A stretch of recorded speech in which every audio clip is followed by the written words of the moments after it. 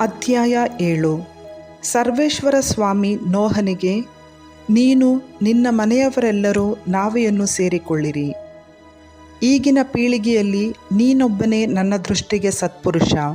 ಎಲ್ಲ ಶುದ್ಧ ಪ್ರಾಣಿಗಳಲ್ಲಿ 7 ಗಂಡು ಹೆಣ್ಣುಗಳನ್ನು, ಶುದ್ಧವಲ್ಲದ ಪ್ರಾಣಿಗಳಲ್ಲಿ 2 ಗಂಡು ಹೆಣ್ಣುಗಳನ್ನು ನಿನ್ನೊಂದಿಗೆ ಕರೆದುಕೋ.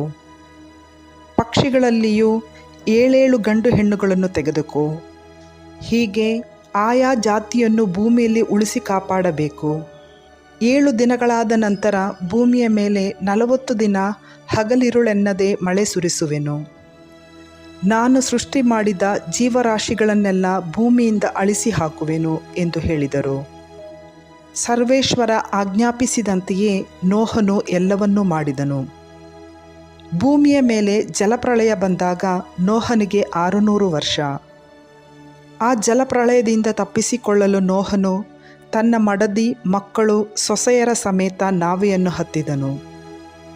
ದೇವರ ಆಜ್ಞಾನುಸಾರ ಶುದ್ಧ ಪ್ರಾಣಿಗಳಲ್ಲಿಯೂ ಪಕ್ಷಿಗಳಲ್ಲಿಯೂ ಕ್ರಿಮಿಕೀಟಗಳಲ್ಲಿಯೂ ಗಂಡು ಹೆಣ್ಣುಗಳು ಜೋಡಿ ಜೋಡಿಯಾಗಿ ಬಂದು ನೋಹನೊಂದಿಗೆ ನಾವೆಯಲ್ಲಿ ಸೇರಿಕೊಂಡವು. 7 ದಿನಗಳಾದ ಬಳಿಕ ಜಲಪ್ರಳಯವಾಗತೊಡಗಿತು. ನೋಹನ ಜೀವಮಾನದ 600ನೆಯ ವರ್ಷದ 2ನೆಯ ತಿಂಗಳಿನ 17ನೆಯ ದಿನ ಭೂಮಿಯ ಅಡಿಸಾಗರದ ಸೆಲೆಗಳು ಒಡೆದವು. ಆಕಾಶದ ತೂಬುಗಳು ತೆರೆದವು. 40 ದಿನವೂ ಹಗಲಿರುಳೆನ್ನದೆ ಭೂಮಿಯ ಮೇಲೆ ಬಿರುಮಳೆ ಸುರಿಯಿತು. ಅದೇ ದಿನ ನೋಹನು, ಅವನ ಹೆಂಡತಿಯು ಮತ್ತು ಶೇಮ್, ಹಾಮ್, ಯಫೇತ್ ಎಂಬ ಅವನ ಮಕ್ಕಳು, ಅವರ ಮಡದಿಯರು ನಾವೆಯನ್ನು ಹೊಕ್ಕರು. ಅವರೊಂದಿಗೆ ಸಕಲ ವಿಧವಾದ ಕಾಡು ಮೃಗಗಳು, ಸಾಕು ಪ್ರಾಣಿಗಳು, ಕ್ರಿಮಿಕೀಟಗಳು, ರೆಕ್ಕೆ ಬಡಿಯುವ ಹಕ್ಕಿ ಪಕ್ಷಿಗಳು, ತಮ್ಮ ತಮ್ಮ ಜಾತಿಗನುಸಾರ ಎಲ್ಲ ಜೀವಿಗಳು 2 ಬಂದು ನಾವೆಯನ್ನು ಸೇರಿದವು. ದೇವರು ನೋಹನಿಗೆ ಅಪ್ಪಣೆ ಕೊಟ್ಟ ಮೇರೆಗೆ ಗಂಡು ಹೆಣ್ಣಂತೆ ಎಲ್ಲ ಪ್ರಾಣಿಗಳು ಬಂದು ಸೇರಿದವು. ಬಳಿಕ ಸರ್ವೇಶ್ವರ ನೋಹನನ್ನು ಒಳಗೆ ಬಿಟ್ಟು ಬಾಗಿಲನ್ನು ಮುಚ್ಚಿದರು. ಜಲಪ್ರಳಯದ ಮಳೆ 40 ದಿನ ಭೂಮಿಯ ಮೇಲೆ ಒಂದೇ ಸಮನೆ ಸುರಿಯಿತು. ನೀರು ಹೆಚ್ಚುತ್ತಾ ನಾವೆಯನ್ನು ಮೇಲೆತ್ತಲು ಅದು ನೀರಿನ ಮೇಲೆ ತೇಲತೊಡಗಿತು.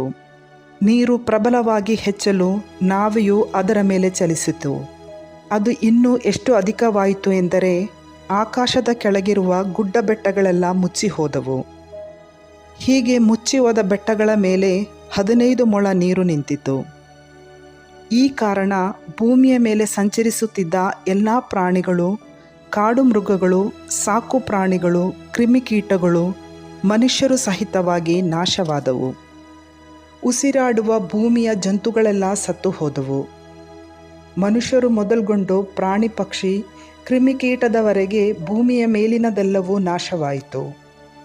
ಭೂಮಿಯಿಂದ ಎಲ್ಲವೂ ನಿರ್ಮೂಲವಾಯಿತು. ನೋಹನು ಹಾಗೂ ಅವನೊಂದಿಗೆ ನಾವೆಯಲ್ಲಿದ್ದ ಜೀವಿಗಳು ಮಾತ್ರ ಉಳಿದುಕೊಂಡವು. ಪ್ರಳಯದ ನೀರು ಭೂಮಿಯ ಮೇಲೆ 150 ದಿನಗಳವರೆಗೂ ಪ್ರಬಲವಾಗಿಯೇ ಇತ್ತು.